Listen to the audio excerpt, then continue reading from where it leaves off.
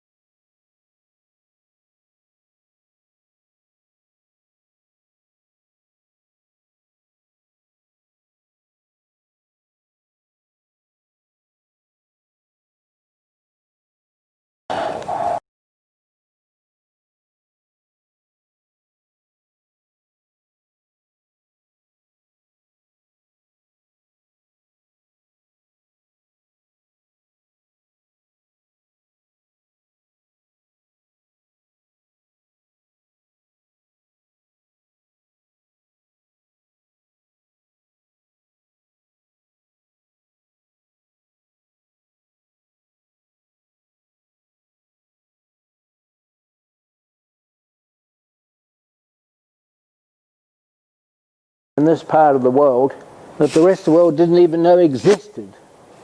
And gradually that changed from 1930 onwards, and they, the people of the Kuru affected region, which is this red blob here, they met the modern world in 1950, and their big changes took place as they were thrust into the modern world during the 1950s.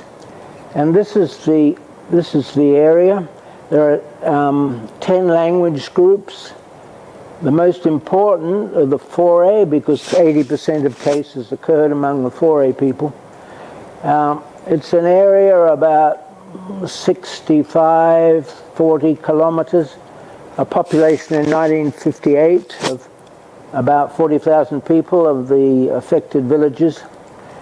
And there were, when these people were first contacted by the outside world, by the Australian administration,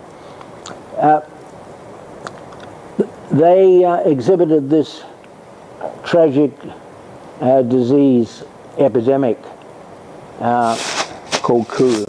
And it was a dreadful disease, and nobody understood anything about it. It was completely new. The Okapa is the patrol post for this area. That was established in 1954. And if you go down here, you come to the fringe highlands, uninhabited rainforests which surrounded all of the central highlands, and there are no people down here until you get to the Papuan coast. And what was Kuru? Well, it was a neurodegenerative tremor syndrome. It was confined to the nervous system.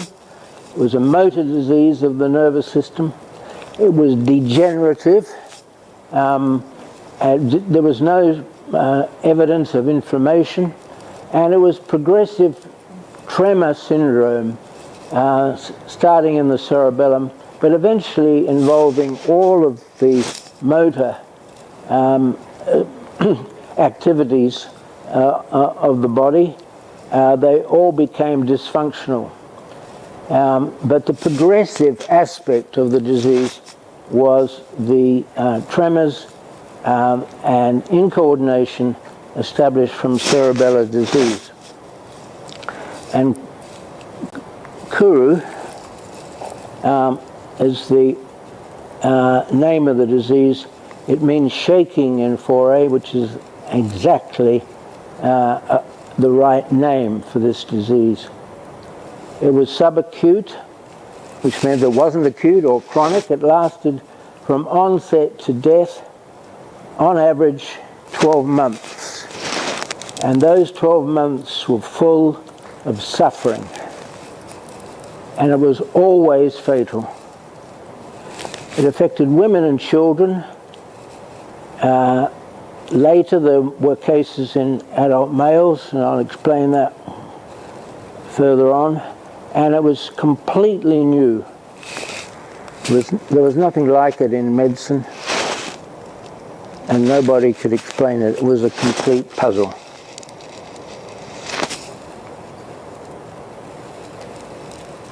And the puzzle was solved in 10 years, really, from 1957 to 1967.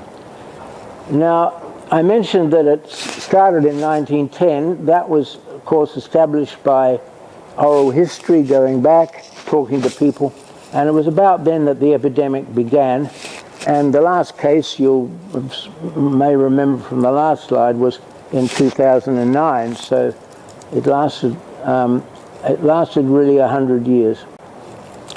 And the solving really began when Curtin in March 1957 went to Okapa to work on the disease. And the last piece of the puzzle was put together in a presentation I gave to the International Academy of Pathology in Washington, D.C. in March 1967. And the only way we could solve this disease was through interdisciplinary research. And that's why you see why I'm so happy about ANZAAS. Required clinical investigation. The pathology showed clearly that it was a neurodegenerative disease. There were no signs of inflammation. And it was predominantly in the cerebellum, but extended throughout the whole brain and nowhere else in the body. The only disease that was like it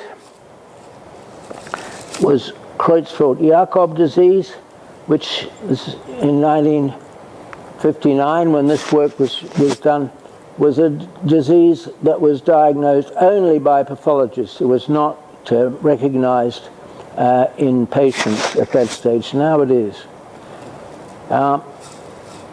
There was a veterinary link, a very important veterinary link, with a disease of sheep called scrapie, which was uncannily like kuru, and was a neurodegenerative disease, but it was transmissible from sheep to sheep with incubation periods measured in years. And nobody really believed it, but it had been described. So Carlton and I embarked on an experiment in which we would take impeccable inocula from patients from the brain who, after they had died from kuru. We'd inoculate chimpanzees, which was the host closest to humans, into the brain, and we would follow them rigorously for 10 years. And if nothing happened, then we knew that was a good negative. No one would have to repeat the experiment. As it turned out, after 2 years, the animals started coming down with a disease which was very much like kuru. And eventually, when the pathology was looked at, it was exactly the same as human kuru.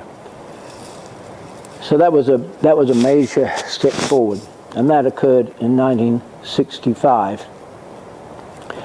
At the same time, epidemiological studies were done. I mentioned that the disease occurred in women and children, but also we found, when we looked at the cases after 1960, the numbers started to drop. There were 200 people dying of the disease every year in the 1950s, but in 1960 it started to drop a bit, and then we found dramatically that it had disappeared in children.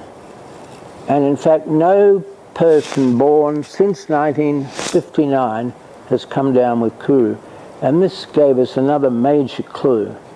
And the final studies, which we're actually still engaged in, I'm still writing papers about this, was the behavioral and cultural studies.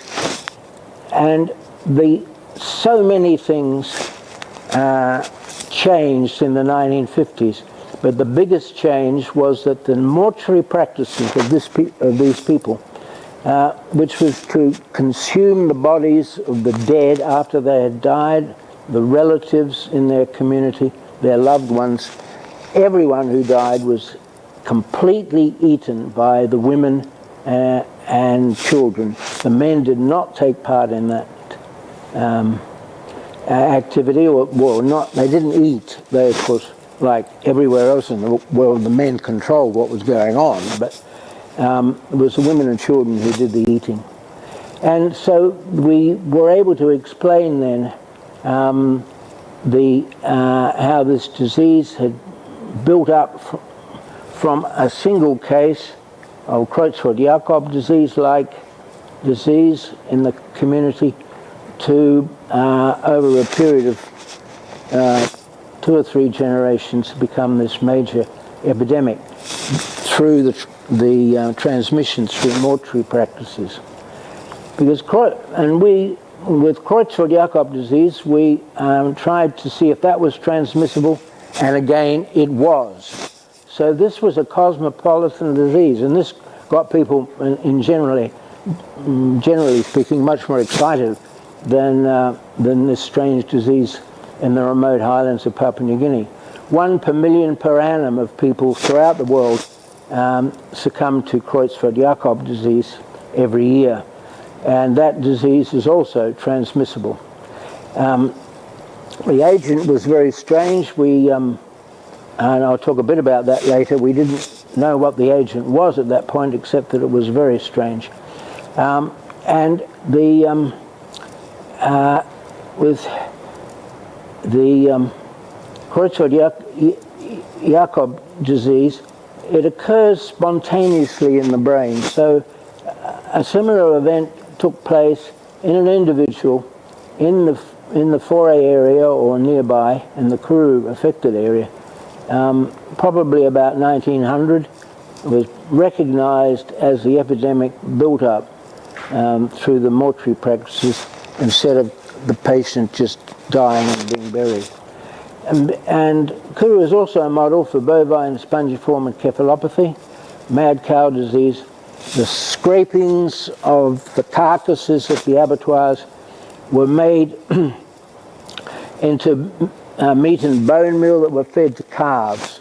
And they were rendered, but the rendering didn't kill the agent. And so the calves were fed bovine material and came down as adults with bovine spongiform encephalopathy. Scrapie, the disease of sheep, is not transmissible to humans, but unfortunately BSE is.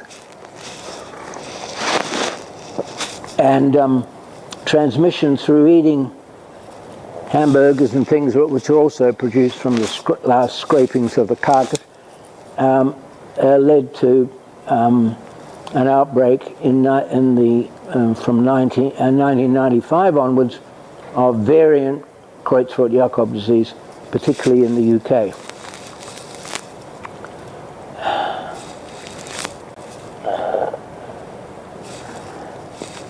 Sorry. I need to press it. Oh, here we are. Sorry. We're going all over the place. Okay, so this is Kuru, just to summarize it. It's an infectious disease, though it's degenerative. It's not contagious, otherwise you wouldn't be seeing me here standing up. It's the infectious agent, which we knew was novel and we knew was bizarre and wouldn't be broken down by all the decontamination methods that we had, proved through the work of Stanley Prusner and others to be a pure protein, not an organism, and it's called a prion. And there's a lot to say about prions which I won't even touch at this point. But just to point out that it contains no nucleic acid, but of course its replication requires nucleic acid because it replicates by inducing its pathological shape and structure on normal host-coded prion proteins which occur at the surface of cells. So without the substrate, of course, it couldn't replicate. But in itself, it contains no nucleic acid. It was transmitted through transumption or mortuary cannibalism, as I've mentioned, and transumption is a word that I first used in 1999 to describe this process. And I was very pleased to when Deborah looked it up on the internet dictionary, that transumption appears in the dictionary. I think the incubation period of Kuru was from 2 to 50 years, with a median of about 12 years. There's nothing like it in infectious diseases. And 50 years, well, transmission, as I mentioned, stopped in the 1950s. The last case was in 2009. Well, now we move quickly to community engagement, which is the second topic. And this is more particularly about my relationship with the community in the Kuru affected region. But the importance about community engagement to any research project is paramount. And respect, communication, engagement, participation in the research is essential. And if one is going to undertake this, one has to do a lot of listening and learning. And so I moved into a community. The people there had just emerged from their traditional life going back millennia. All members of the community aged over 15 had grown up using stone tools. And I got to know them, and they got to know me. It was some strange white doctor that was coming to live with them. We were a bit suspicious initially because we didn't know each other. When we knew each other, what we recognized was our common humanity. And more than that, we made friends. I have many friends in the village. Many people that you respected, people you felt comfortable with sitting down, and people with whom you worked. And all of my work in the village was, and in the whole of that region, and the Kuru-affected region, was done with the participation of local people. And for example, if you get the feeling sometimes that you like to do an autopsy in the village, then I suggest that you go to the documentary film, which is directed by Rob Bygott and my son Ben, and produced by Siamese. It's called Kuru, the Science and the Sorcery, and first produced on SBS in 2010, but you can catch it on YouTube. And I just mention one person's name because if you want to find out about the autopsy, the person in the film who talks about it is Paco Ombea, who was a very close friend, and sadly Paco died this year in May. So I just honor him at this moment in my talk. Okay, so we now move to another time really, but not another place. The Papua New Guinea Institute of Medical Research. I was director for 23 years, from 1977 to 2000. It's a national institution, and that's important. It's not a colonial or a quasi-colonial institution. It has a council of Papua New Guineans responsible to the Minister for Health. And we studied diseases of national importance: pneumonia, malaria, malnutrition, enteric diseases, lymphatic filariasis, sexually transmitted infections, vector-borne virus infections, and then others. Now, Deborah's involved very much in the pneumonia work. John Mackenzie, who's here, was involved in our studies on vector-borne virus infections. And unfortunately, the people of Papua New Guinea and others in the tropical world, and these diseases are diseases of the tropics, but also diseases of poverty. They're suffering from a triple whammy. They have all these ancient infectious diseases and malnutrition. They have new ones, HIV/AIDS and COVID. And they have diseases like diabetes related to lifestyle changes. Diabetes is extremely common in Papua New Guinea. Cardiovascular diseases, cancers, the people now are suffering from them. So the Institute has to build up some research activities in these diseases also. All of the work was interdisciplinary. Praise to ANZAAS once again. Translational. It was translational from the beginning, not something added on at the end. Ethical, that was built into all of our studies, but when I refounded the Institute, I also had to refound the Medical Research Advisory Committee, and because that's a very important part of any kind of national research. And of course there was community engagement. And community engagement, there were separate communities for all of our studies. So there were a lot of communities to engage with. That was a lot of hard work, but also a lot of fun. And research capability strengthening, this is another key aspect of my life and all of the people that worked at the Institute. And it requires two factors: a strong, capable national research institution, and it requires individual men and women. But if there is not a strong, capable national research institution for these individual men and women to come and work in, then they'll go elsewhere. And there'll be a brain drain from all the people that have been trained elsewhere.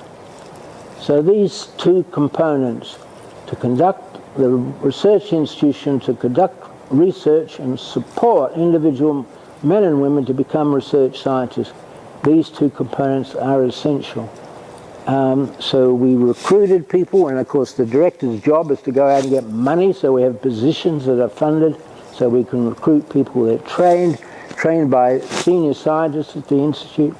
All the people that I've mentioned, and who from all over the world that came to work with us, and also our international collaborators who were engaged in training as well as research. They were inspired with the knowledge, standards, ethics, and then they went overseas and qualified, get their masters or PhDs. And there they flourished. They met people from elsewhere. They became young scientists in their own right and became enthusiastic about the opportunities they had for making a difference when they got home. When they got home, they were employed because we had positions for them that gave them money. And I spent quite a bit of time with WHO over the years. And what I remember in Africa in particular, one of the things that we always argued about was whether we would provide top-up money for scientists who were coming back, and so they wouldn't have to go and work on the weekends in order to feed their families, because the salaries in their institutions were so low. These people were fully employed. We encouraged them in their career path. We groomed them for leadership, and we were mentors. And mentors are very important. It's a mutual relationship of benefit between mentor and mentee. And good mentors, I guess, just fade away in the end, but they're always in the background in case they are called upon. And there's one thing that's not on the board, which applies to all four of these things, and I want to emphasize that, and that is love. Love of science, love of the community, love of the Institute and the wonderful people that work there. So it's not there, but we can share it.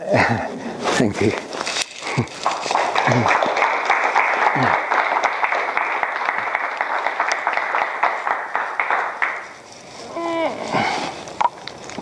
Okay, thank you, Emeritus Professor Halpus, for giving us this wonderful presentation of your work. We have time for questions if people would like to ask questions. Oh, yeah. Let me start. I have one question. You mentioned you're in these remote areas of PNG, and the important thing is talk. What language are you talking? Well, that's a good question. Well, Papua New Guinea has 850 different languages, and as I said, in the area where Kuru occurred, there were 10. But there's a lingua franca, which is Tok Pisin. Yeah. And in the village, my conversations were partly in 4A, because my knowledge of that was very limited, but my vocabulary became quite good in the end, because so all the foods that we talked about, so forth, I knew the names. So I knew the names of all the people, I knew the names of all the grounds, and so on. And so we could use a mixture of Tok Pisin, and there were one or two young men in the village who were quite fluent in Tok Pisin. So that enabled us to sit around in the evening, have a meal, and talk. Right. Thank you. Any more questions? Yes, please. I can always come up with questions for Michael. Congratulations, Michael. I really appreciate that you used the L word in your presentation at the very end. Love. I think that's really important, and I wonder to what extent you think it needs to be. Sorry, Tim. Deborah would have said I should have worn my hearing aids. I'm not sure that will make any difference, but maybe David, you can yes. You can explain what Tim is saying to me. Then I'll answer. Let him finish first. Yeah. All right. I'll actually try to speak up too, Michael. I appreciate that you used the L word, love, in your presentation, and I wonder to what extent you think we need to actually be a little bit more free with that word in academic settings. When we talk about students, when we talk about the research that we do, when we talk about the outcomes that we're trying to achieve for the people. Sometimes I think about all that we're doing in, say, mental health research, and think, well, we need to develop resilience in these children, but we never say, let's use the love word. Maybe these kids just need some love. And so I wonder to what extent we need to sort of overlay on top of everything that we do as a conceptual framework, anyway, and the way of being, the word love. Yeah, I think I've heard that conceptual framework, way of being, love. Yes. Well, I think love is so important, and people are embarrassed to talk about it, and I think we should be much more upfront about it. Of course, there are many different types, and that's perhaps one of the reasons we only have, English really only has one word that covers them all. You can put in Greek, you can put in other languages, and it doesn't really help terribly much. So that was one problem. But I think you can use it and explain it, and in the context. And with mental health, clearly this is very, very important. Wesley. Your incubation period from 2 to 50 years, do you know what the cause is of a protein having such a range? No. That's the short answer. I mean, there's still a lot that we don't know about prions. Yeah. And so I think that's probably as far as one could go. And there's no point in me trying to speculate on various things at this point. I think the answer is we don't know. We don't know what's happening in the brain in these people during that period. Okay, yes, John. Michael, is there any difference between CJD and Kuru pathologically? Yes, there is pathologically, because CJD, I didn't explain it, is primarily a dementia. Kuru is primarily a cerebellar ataxia. They're both progressive, and in both, when you get to the point of the patient dying, you'll have extensive coverage of pathology throughout the brain. But Kuru the pathology is much more widespread than CJD. Also, CJD has a shorter course, usually. Let me rephrase it another way. Do you believe that CJD was the spontaneous CJD was the origin of Kuru? Yeah, well, there are two things about this. We know from experimental work that's done in the last few years in London using transgenic mice. Kuru and CJD are exactly the same agent. And there's a rare form of CJD called Heidenhain syndrome, which is primarily ataxic. But also and so I think the concept of the spontaneous origin was actually developed first for Kuru, and then proposed for CJD. No one really knew how CJD arose, and that was done in 1970. So, but I think that's been accepted by everybody now that it does occur spontaneously. 15% of CJD have a genetic basis, and the other 85% are purely sporadic. But the route of inoculation is important. and Ku is transmitted orally. And if you look at the sad cases of iatrogenic transmission of CJD, where you have, let's say, dura mater that's infected, put into the brain during surgery, you get spread from the brain, you have a disease that is exactly like CJD. If you transmit it from hormones that have been created in from using cadaveric pituitaries and inject it, you get a disease which is very similar to Kuru, much more ataxia. And again, we have no idea why that is, so the difference between the two is sort of circumstantial in a way, and what the real mechanism of all of these infections is not known until we can get better structural biology. The structural biologists are beginning to work out what's happening there, but they haven't nailed it yet. Charles.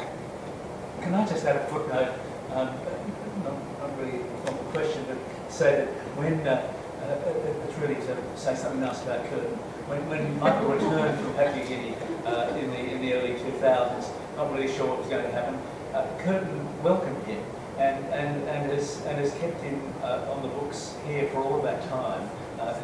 And in fact, one project that Michael didn't mention was Carl Gajicek's incredible collection of film from Melanesia, from the whole of Melanesia. That's a library worth of film. And Curtin took on the role of housing that under Michael's guidance. So it was really quite a wonderful thing. And I've often thought in retrospect, some universities make really wise decisions in terms of their long-term investment, and this was certainly one. Thank you, Michael. So let's thank Michael for a wonderful talk.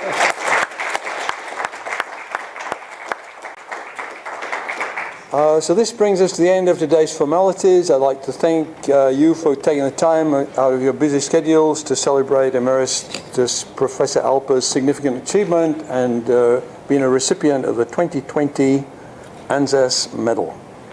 I'd like to invite you all to join outside in the main gallery, have some tea and coffee. And again, I'd like to thank you for your attendance, and maybe you have some more questions of Michael. So thank you.